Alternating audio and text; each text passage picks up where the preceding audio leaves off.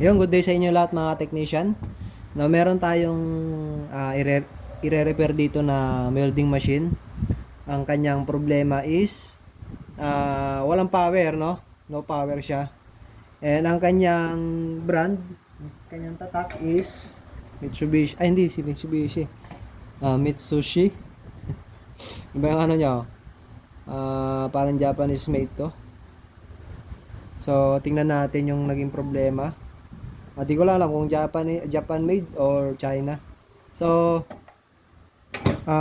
ito, ang version nito is siguro MIT 300. So, yan ang ating welding nire-repair ngayon. Then, actually, binuksan ko na. Troubleshoot ko muna mga technician. Then, ang gagawin ko lang dito, ituturo ko sa iyo yung naging problema niya, no? Kasi, may nakita ako na short circuit or shorted na pyesa. Then, try natin iyon papalitan. Pero bago yan, ipapaliwanag ko muna sa inyo kung ano yung naging problema niya at kung ano yung nagiging cause ng no power, no? So madami yung magiging cause ng no power, and possible na ganito yung sira ng inverter mo ngayon or something na ginagawa mo ngayon, katulad nito inverter din na kahit di naman ka brand, but kung titignan kasi natin yung mga disenyo ng mga inverter na welding machine ngayon is halos iisa, no? So titignan natin yung ano, ang ginawa ko kasi dito, by the way, ang naging problema pala nito is nalubog sa baha. Ayun, tingnan nyo, putik-putik pa, oh. Hindi naman siguro lubog na lubog, but sabi ng may-ari, nabasa sa baha. So, ang ginawa ko dito, as in, wala siyang power.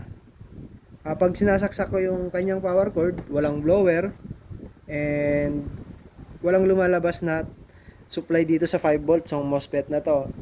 And pag nagtetest ako sa primary, meron din naman 300 plus nanggagaling sa capacitor.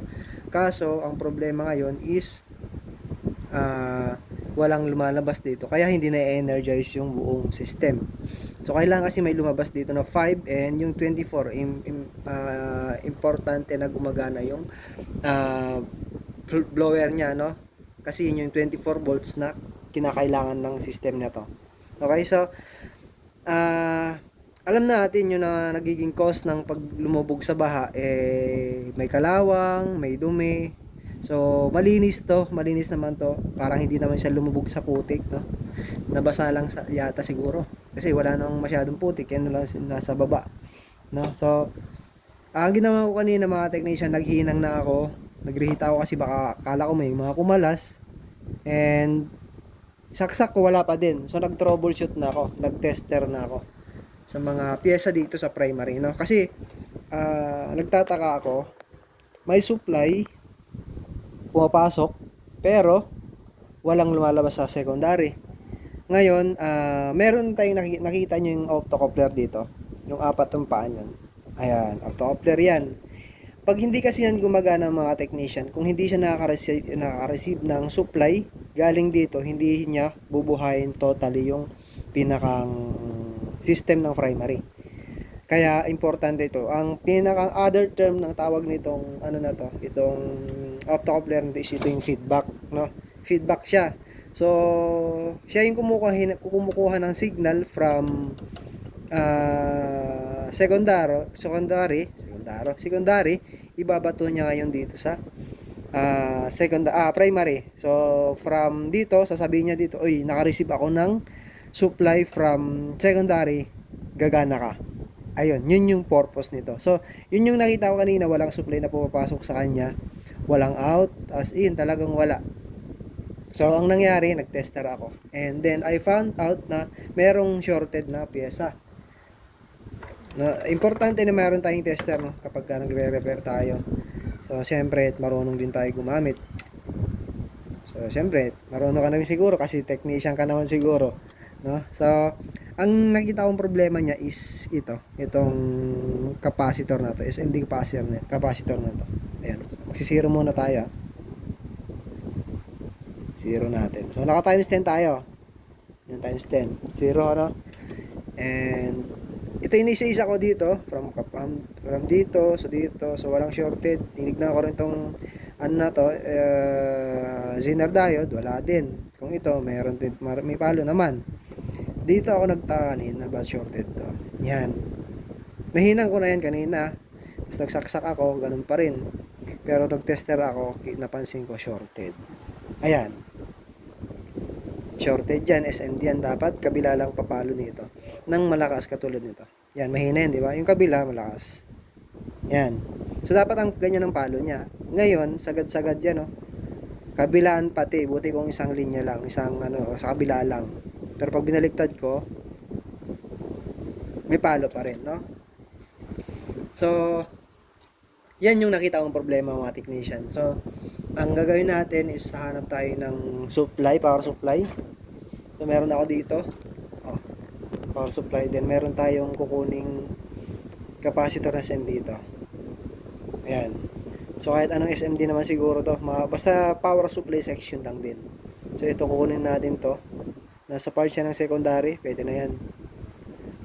At least, meron siyang pamalit. Gagana naman yan kahit wala yan. Pero syempre, dinesign yan para may purpose. Na may purpose dyan. Kaya hindi pwedeng wala rin yan, no? At least ano kasi yan eh. Kung ibang term natin, tawag natin yan protection or assist, pang-assist. At ayun, nawawala yung aking tweezer, no? Wala, mali. So, dito pala. Yan. So, ililipat natin ngayon dito. Ngayon, tatanggalin na natin capacitor na to. Yan o. Diba? Grabe. Ang liit pero ang laki ng epekto. Patay ang system dahil lang sa kanya. Ayan. So, ito yung naging problema. Ngayon, so, lapitan ko ng konti. Makita yan. So, medyo malabing camera natin ha. So, para siyang LED no. So, pero capacitor yan. So, ayan. Ngayon is testing natin siya. Okay? Yan.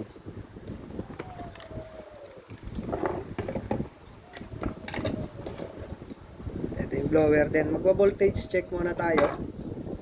Tingnan natin yung output. No? Kung meron na siyang, kung sakto nga ba yung supply na kailangan. Ito. Yan, naka-DC tayo. Then, ipa-plug in ko na. Oops, hulog. Plug in na natin. Ayan. So, ayan. Then, tignan natin yung supply ng MOSFET kung mayroon na, no? Papunta sa MOSFET. So, ito yung kanyang resistor, controller. May 25 volts. So, ibig sabihin, meron na rin tong fan. 25 volts. Kapag sinaksak natin to, haandar na to.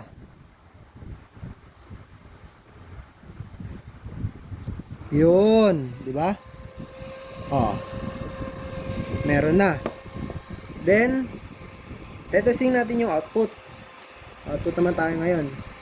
So, dito, and ito.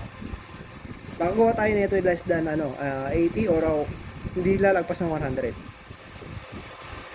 Ayun, nasa 76 volts. No? Then, punta tayo sa may display. Okay, ikot ko na lang ito. Ayan, di ba meron na na-adjust na rin to. So, itong kanyang amperahe. Amperahe nga ba ano yan? So, basta. Ito yung taasan niya. Ito yung mga control, no? So, ayun. Ayun lang mga technician. So, once na nag-repair tayo ng ganito, alam na natin, no? Alam na natin kung ano yung nagiging problema ng no power. Syempre, from the word itself naman, no power, ibig sabihin, troubleshoot tayo sa power supply section, no? So, sana mga technician, no, may natutunan ka, may nakuha ka sa video na to.